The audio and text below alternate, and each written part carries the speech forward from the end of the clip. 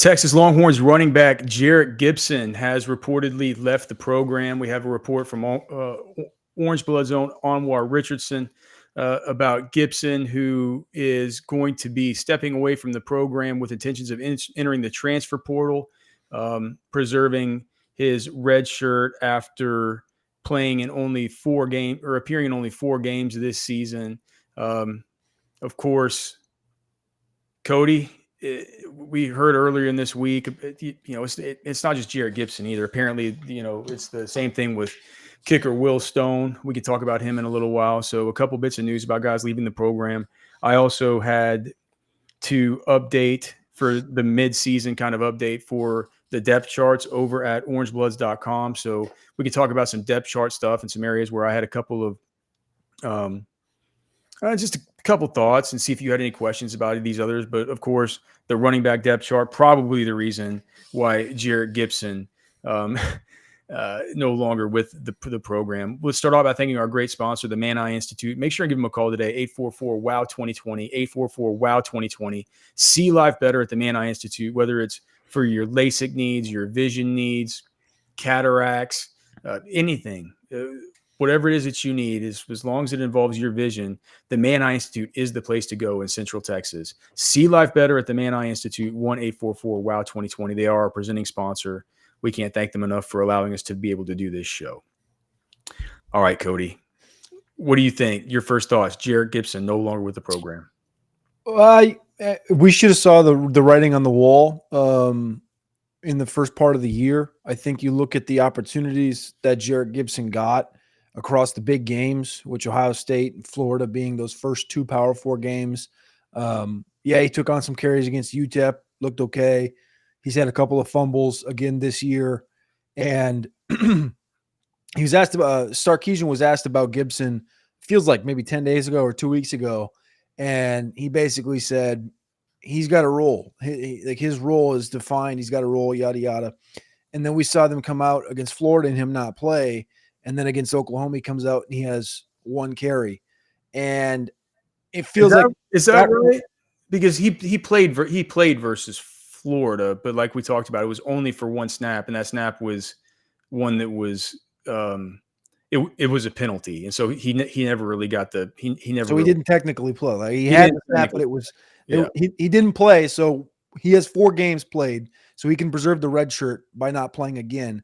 He had 1 carry against Oklahoma, and James Simon had 3 carries in the Oklahoma game, which to me, it supplants what a role that Jerrick Gibson might have perceived him potentially gaining or earning, is having a younger guy surpass you. Obviously, Christian Clark has been used in this offense a little bit more than he has.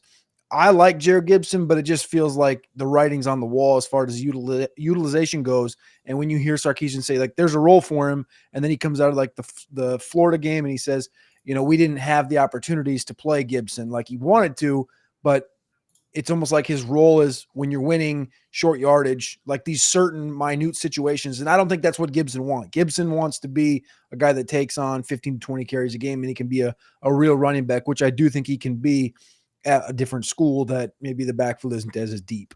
Whenever you hear Sark say, in your opinion, and coaches talk to players sometimes through the media a little bit, or at least, they know they're going to hear these certain things. They give hints.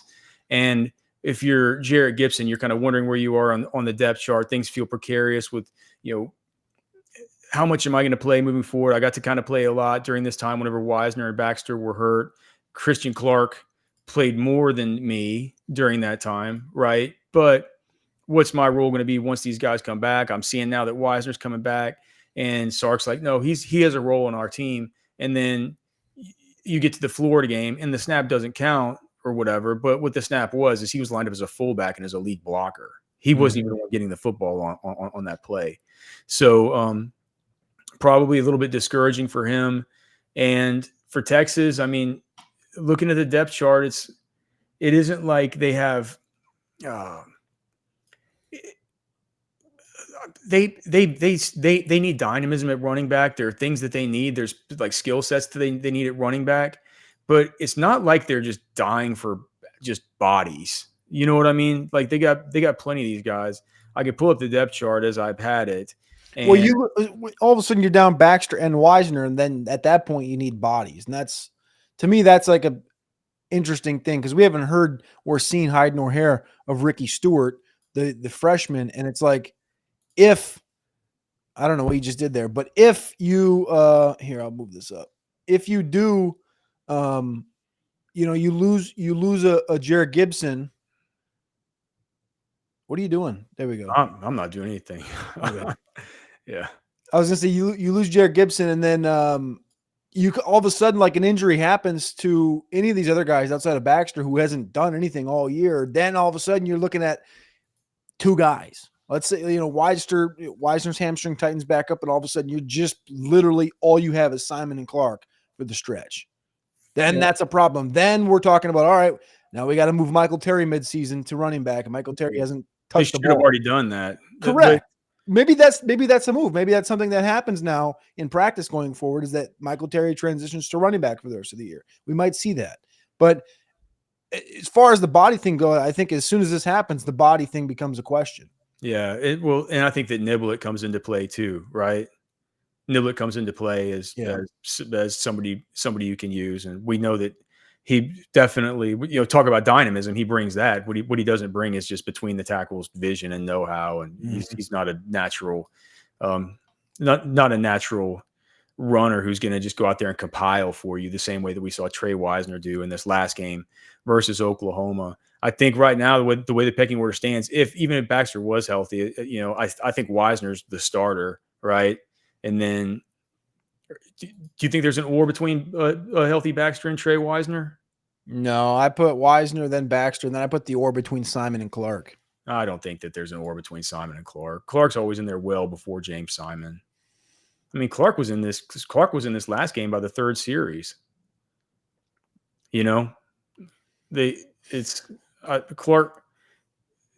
One's a redshirt freshman. One's a true freshman. One has played one's played 80. One's played double the snaps of the other this season. 80 versus 42 post Florida game, and it's going to be even more than this. Going to be even more difference in that post OU game.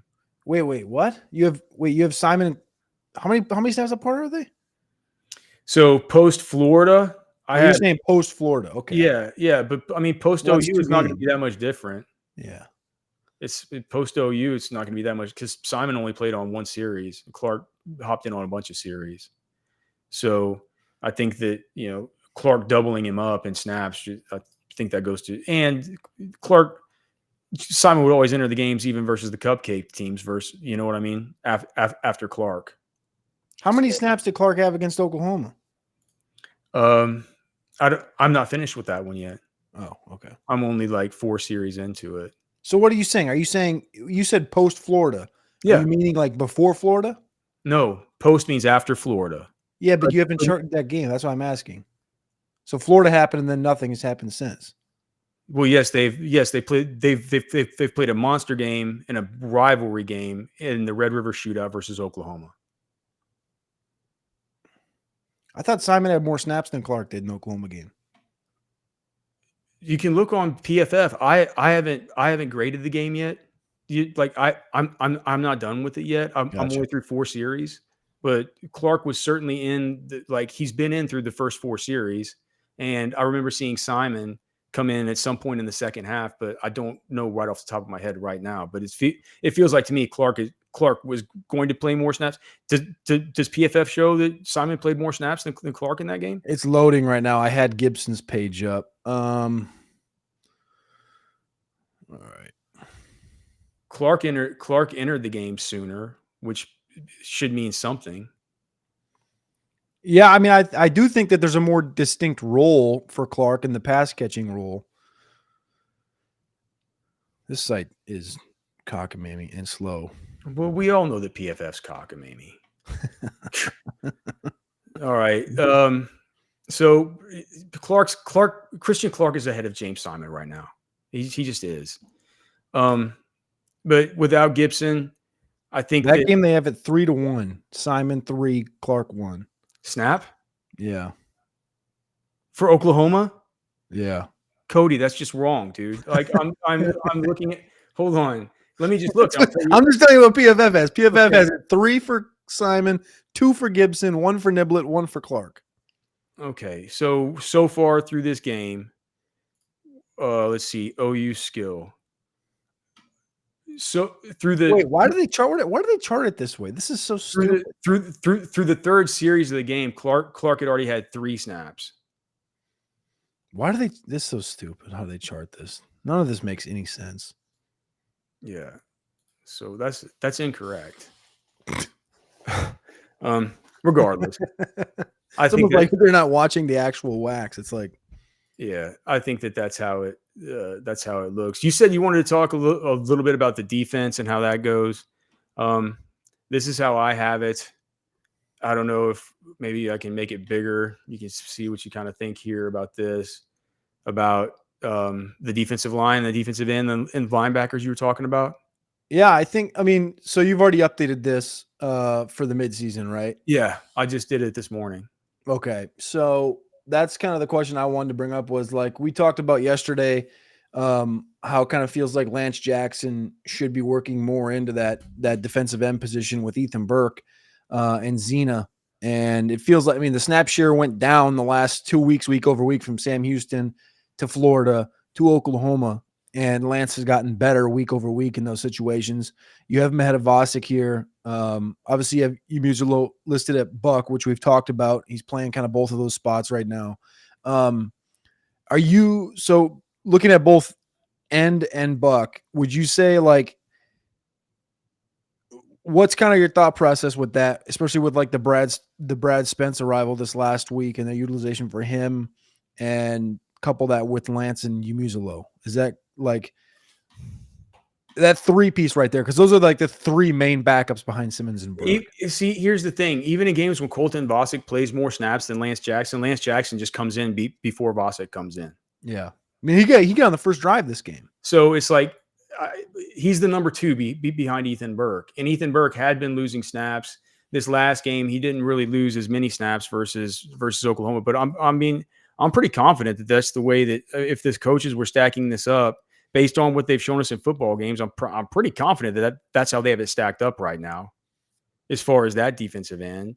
And then as far as with Zena, they play him on both sides, but I do think that it certainly feels like whenever Colin Simmons goes out, Zena's the first, has been the first one that goes in. Zena's played 99 snaps this season. He's played the 15th most snaps on the whole team. Like Zena's played about as many snaps as Cole Brevard. He's played more snaps than guys like Lance Jackson and Travis Shaw and January and all these guys. So, but I do think with Brad Spence, the way that they used him this last time and the way that they kind of used him, I was thinking about even putting him right there behind Trey Moore at that outside linebacker because they used him there for a couple of snaps in this game. Yeah. But I thought that would be confusing for people. I think it kind of makes sense. I mean, I kind of prefer it though. I think it makes a lot of sense. Yeah. Okay. Well, I do think moving forward through the rest of the season, you're going to have a situation with that or between Zena and Brad Spence to where I think you might start seeing it's not a camp battle, but it's almost like a rest of season sort of battle to see who's going to play more, because it has been Zena so far. Right. And then with the defensive line, that to me, it's pretty clear just by the snap counts on a per game basis. Just believe it or not, Hero Kanu is the starter. He's always the first. Him and Watson are always the first 2 out there, and then it's usually January and Brevard, and then Justice Terry doesn't get in until the 3s go out there. And recently, Levon Johnson has been kind of playing over him a little bit. Levon Johnson playing football this year showed up for the first time against Sam Houston, and then didn't play against Florida and back in against Oklahoma. What do you think about the Shaw stuff? So Shaw now ticks down to nose tackle 3 for you, and when you look at the snaps, he played his lowest snap percentage of the season against Oklahoma, 10% of the snaps, just 7 snaps, which is the least of those main 5 guys. Is that like, are we on like drop off the cliff watch, or was that just, you think, game script dependent, situationally dependent? I hope it's not drop off the cliff watch. I mean, because it's not like he's played terribly, but he hasn't I'm just saying, like LaVon Johnson outsnapped him. Yeah, and he's kind of. I mean, he's been kind of. He's gone from like what his last 3 games let's take since UTEP, right? He got up to where he was at 10.6 snaps per production caused, and then post Sam Houston State collectively cumulative on the season, he was at 12.2, and then after Florida, he brought it back down cumulatively to 11.6, and now after OU, he's sitting at 12.6. So it's kind of like a little bit of a downslope for him as far as his efficiency. Um, with that being said, Alex January has been on a big downslope with his efficiency, right? Some of these guys have. LaVon Johnson kind of hasn't in a weird way. Do you think the January one is because he didn't play for a couple of weeks and then he had like that his return game was against Florida and that trenches didn't do well in that game? Yeah, sure. I mean, yeah, it has to do with that for sure. But I mean, his is falling off a cliff. It's just because he hadn't done much in these last 2 games. I think in this last game, he did have one nice run stuff and one solo tackle versus OU. But he played enough to where you would have expected a little bit more from him. Murad Watson, though, has been on a nice upward swing. Cole Brevard has been really steady and actually really productive with all the run stuffing that he's been able to do. And Hero Canoe, if you look at him, he's actually gone from 17 snaps per production down to 12 collectively, down to 10.7, back up after Florida to 11.5, but after this game, back up to 10.3 snaps per production cost. So his efficiency has been looking okay as far as the upswing. So at least with your first 2 starters, they look like they're on an upswing a little bit. Brevard has been steady the whole time. Shaw on a little bit of a downtick right now. January on a bit of a downtick right now. LaVon Johnson's actually been good. I mean, very surprisingly to me, he's been good when he's played. And Justice Terry, just believe it or not, if you told us before the season, your 5-star biggest get from this last recruiting class is, I mean, he's not playing.